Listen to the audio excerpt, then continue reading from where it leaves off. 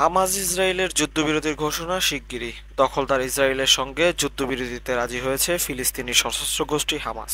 ফিলিস্তিনি সংবাদ মাধ্যম আল কুদস জানিয়েছে, ইসরায়েলের সঙ্গে জিমনি যুদ্ধবিরতি চুক্তির প্রথম ধাপে রাজি হয়েছে হামাসের নেতারা। সৌদি আরবের সংবাদ মাধ্যম আশফাকও জানিয়েছে, জিমনির চুক্তি দর প্রান্তে রয়েছে দুই পক্ষ এবং হামাস এই ব্যাপারে কয়েক ঘন্টার মধ্যে ঘোষণা দিবে।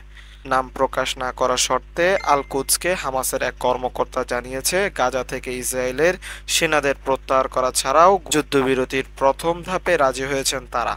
এই কর্মকর্তা আরও জানিয়েছে, যুদ্ধবিরতির প্রথম ধাপে শুধুমাত্র নারী, বৃদ্ধ ও শিশু এবং অসুস্থদের ছাড়া হবে। তাদের ছাড়ার পরও বেশ কয়েকজন ইসরায়েলি সেনা তাদের কাছে থেকে যাবে।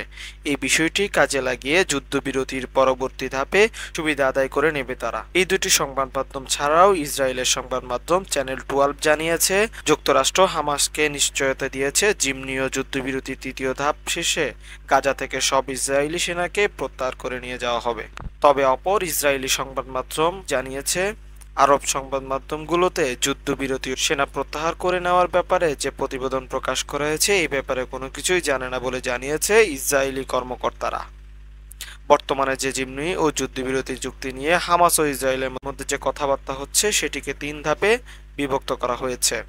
চুক্তিতে বলা হয়েছে, প্রথম ধাপে যুদ্ধবিরতির মেয়াদ হবে 40 দিন।